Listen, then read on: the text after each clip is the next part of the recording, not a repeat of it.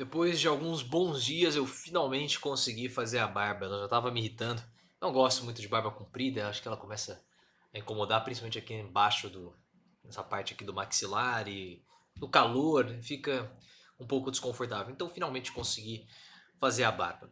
Mas começando esse vídeo, lembrando sempre da importância da inscrição aqui para o canal, caso você ainda não seja um inscrito, considere se inscrever no canal, ative as notificações, deixe o seu like, o seu comentário, muito, mas muito importante para a reflexão, para as minhas percepções e para o nosso crescimento também no canal. E compartilhe esse vídeo, vamos trazer mais pessoas para o canal do Professor Leonardo, nosso canal é uma corrente e também uma comunidade de reflexões políticas, fazemos análises políticas do panorama político, sempre de um modo bastante racional, frio, não impessoal ou imparcial, porque não tem como eu ser imparcial, porque para fazer essas análises eu levo em conta a minha formação, eu levo em conta a minha literatura, então não tem como ser imparcial. Mas sempre com muita razão, adotando a razão e não a emoção.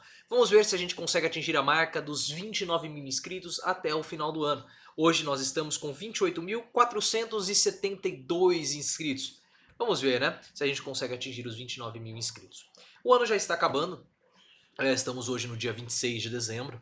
Muito próximo do fim do ano. E se teve uma coisa que Bolsonaro conseguiu fazer muito bem nesse ano, foi a sua estratégia de comunicação. A estratégia de comunicação de Bolsonaro, ela podemos dizer assim, foi quase impecável. Porque Bolsonaro, com a sua comunicação, ele conseguiu se blindar e todas as notícias que foram notícias negativas, elas batiam em Bolsonaro e simplesmente acabavam escorrendo. Era como se Bolsonaro estivesse com um verniz protetor, como se ele tivesse impermeabilizado para notícias negativas. E várias notícias ocorreram ao longo desse ano. Mais recentemente, por exemplo, o preço do dólar. O dólar nunca esteve tão caro quanto esteve no governo Bolsonaro e ele não foi o presidente do dólar alto. O preço da carne também se elevou demais e Bolsonaro não é o presidente do preço da carne alto. Bolsonaro aumentou a desigualdade no nosso país e Bolsonaro não é o presidente da desigualdade. Bolsonaro fez a reforma da Previdência, que tudo bem que não foi o projeto dele, mas a reforma da Previdência ocorreu no governo Bolsonaro, uma reforma muito punitiva para os mais pobres, e não foi, ele não é o governo que pune os mais pobres. Tivemos um probleminha lá em Itaipu que ligava diretamente com o Bolsonaro, e ele não foi, e esse problema de corrupção acabou não decolando. E como ele conseguiu fazer isso? Bolsonaro conseguiu fazer isso porque ele usou uma estratégia que nós temos que dar crédito para o idealizador dessa estratégia de comunicação, que foi o Steve Bannon. Steve Bannon trabalhou em Hollywood, ele tem muito ligado com o cinema, então ele sabe se comunicar. E para falar sobre essa estratégia de comunicação, eu preciso explicar para você o que é se comunicar, que é comunicação do ponto de vista do marketing. Porque as pessoas podem estar achando, não, mas Bolsonaro tem uma péssima dicção, ele tem uma péssima forma de se expressar. E você está correto. Mas comunicação não é simplesmente a fala, não é simplesmente uma pessoa vir, falar ou escrever. É um conjunto de fatores da forma que, como posso dizer, um conjunto de fatores que combinados eles acabam sendo a forma como o candidato, o produto, a marca se apresenta para o público. Então tem a comunicação oral, tem a comunicação escrita, tem a comunicação do Twitter, tem a comunicação do Facebook, tem a comunicação de imagens, cores, sons, palavras, o próprio canal de comunicação, televisão, rádio, internet, Facebook, live, tudo isso, músicas, tudo isso acaba compondo a comunicação. E essa estratégia do Bolsonaro, ela é muito, mas muito bem feita. Haja vista as pesquisas de aprovação. Desde abril, Bolsonaro consegue manter 30% de aprovação. Você pode falar, é a aprovação mais baixa desde do Fernando Collor. Você está correto. Só que com 30% de aprovação, e é um nível que se mantém ao longo de todo esse ano, Bolsonaro consegue ir para o segundo turno tranquilamente, como foi mostrado pela revista Veja na pesquisa de intenções de votos para 2022. Então foi uma estratégia muito bem feita. Ele conseguiu se blindar. E para o seu público mais fiel, que é aquele bolsonarista, os 30% de extremistas de direita que nós temos no Brasil, Bolsonaro ele continua sendo um mito. Só que chegamos agora em dezembro. E agora em dezembro nós tivemos o aprofundamento das investigações do Ministério Público em cima de Flávio Bolsonaro. E se esse episódio do Ministério Público, eu não vou dizer para você que ele destruiu a blindagem de Bolsonaro, não é isso. Bolsonaro ainda é muito bem avaliado. Mas isso trincou a blindagem. Isso arranhou a imagem de Bolsonaro. Caiu muito mal essa história do Flávio Bolsonaro. E essa blindagem, essa proteção de Bolsonaro, ela foi trincada, ou seja, ela está fragilizada. E você pode falar, a última aprovação que nós tivemos, a última pesquisa de aprovação mostra Bolsonaro com 30%. Você está correto, ocorreu em dezembro. Porém, ela não considerou o período que nós tivemos essas notícias do Flávio Bolsonaro. Então, nós só vamos ter uma real noção de como está a aprovação de Bolsonaro lá para fevereiro ou março. Mas por que toda essa situação do Flávio Bolsonaro, ela arranha, trinca, podemos dizer assim, a blindagem? Porque agora é muito difícil defender Bolsonaro. Porque se o presidente disse que ele não teve nenhum problema de corrupção, agora já não tem mais como fazer isso. Porque ele tem um problema que é o problema do filho dele. E Bolsonaro não pode dizer que é um problema isolado do filho. Porque tem o cheque da primeira-dama, o depósito de 24 mil reais na conta de Michele Bolsonaro. Então ele também está envolvido. Bolsonaro, ele criou na própria estratégia de comunicação dele, ele colocou os filhos e ele como sendo uma única entidade. Então se afeta os filhos, acaba o afetando também. E por mais que Bolsonaro queira atacar a Globo, queira atacar o governador Witzel do Rio de Janeiro, falando que é uma perseguição, e muitos bolsonaristas acabam engolindo isso. Só que fica muito frágil esse tipo de argumento pelo simples fato de que é real a denúncia do Ministério Público.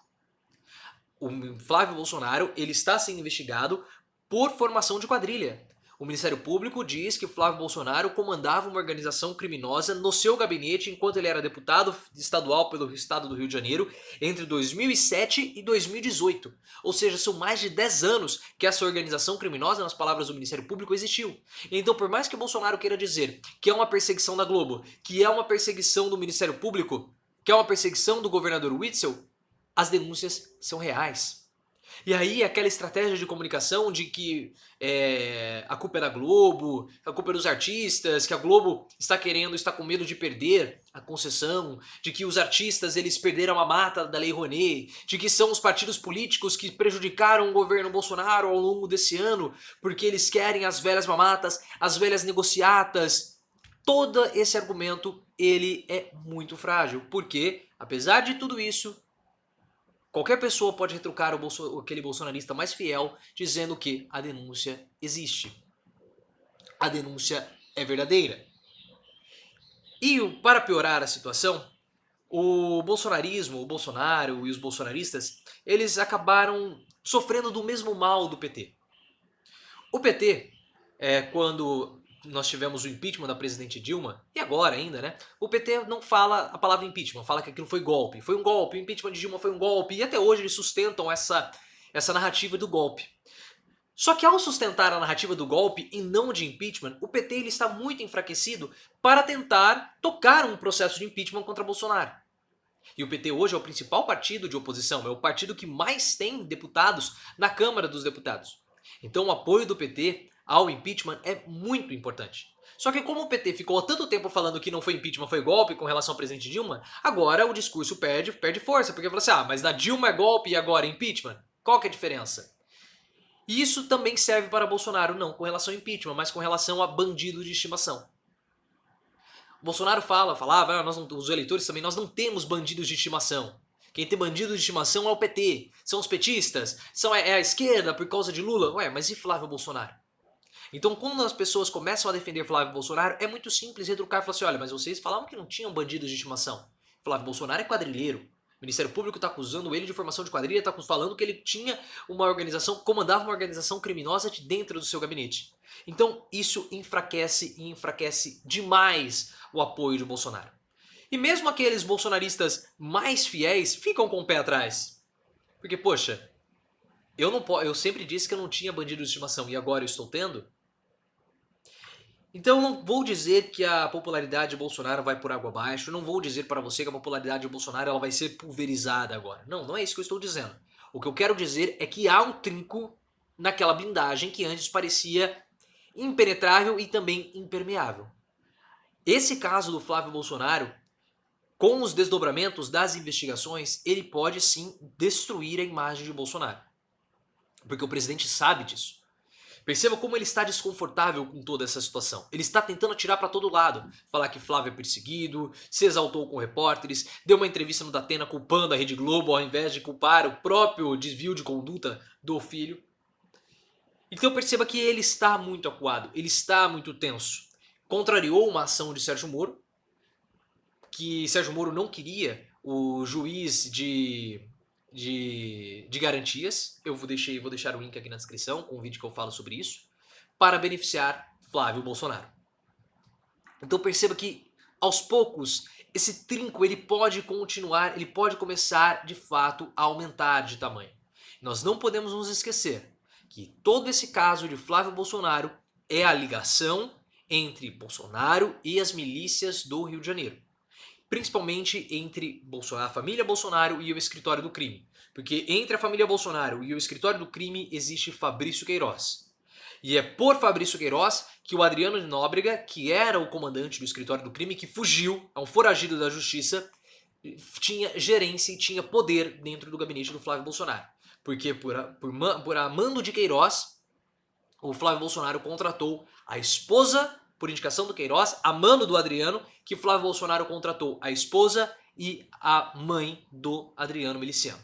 E o Adriano Miliciano, ele é o principal suspeito, né, de ser o chefe do escritório do crime, e o escritório do crime está quase certo que foi a milícia que arquitetou e assassinou Marielle Franco. Então se Bolsonaro estiver ligado a essa milícia, e aí está um outro ponto importante, o Marcelo Freixo, deputado federal pelo PSOL, disse que levanta a suspeita de que pelo gabinete do Flávio Bolsonaro, o escritório do crime ele recebia dinheiro público para poder manter as suas operações.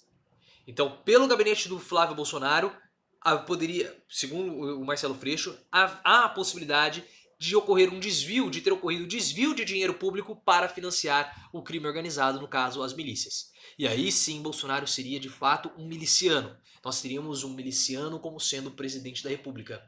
Um bandido como sendo presidente da República. E como eu falei em outros vídeos, a democracia ela até tolera crimes do colarinho branco, mas ela não tolera um crime comum. Ela não tolera um presidente com ligações com o crime organizado ocupando a cadeira de presidente. Um político com ligações com o crime organizado ocupando a cadeira de presidente da República.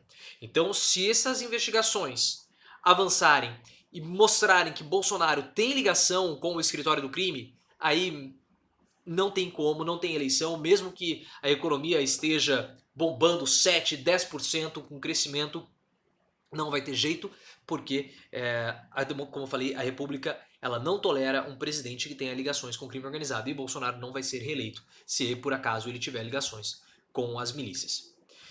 O que os bolsonaristas vão fazer possivelmente para se defender? Eles vão concentrar os seus discursos em Paulo Guedes, no neoliberalismo, no crescimento da economia para tentar sustentar Bolsonaro. Porque todo o discurso de combate à corrupção ele já caiu por terra.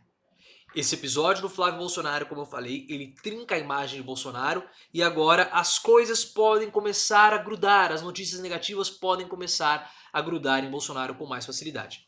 Precisamos ver nas próximas pesquisas de aprovação como que vai ser a aceitação de Bolsonaro, se ele finalmente vai romper a marca dos 30%, se ele vai abaixar e também se as investigações vão continuar evoluindo a ponto de o cerco acabar se fechando para cima do Flávio Bolsonaro e consequentemente para Bolsonaro.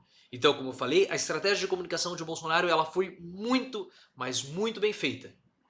E até hoje as pessoas elas se baseiam naquela fala que alguém está querendo puxar o tapete de Bolsonaro, é a esquerda, são os políticos, é a Globo, é a Folha de São Paulo, mas apesar de tudo isso, não tem como negar que a acusação do Ministério Público ela é real. E é por isso que mesmo a blindagem que protege Bolsonaro não tenha sido destruída, ela está arranhada. E aí eu preciso ver a sua opinião a respeito desse assunto, porque nós estamos abordando essa estratégia de comunicação de Bolsonaro e essa blindagem que ele tem há um tempo já, mas eu gostaria muito de ouvir a sua opinião a respeito disso, porque cada vez que você deixa aqui a sua reflexão, eu consigo crescer nessa análise e a gente vai aprimorando e vai tendo uma reflexão muito mais embasada.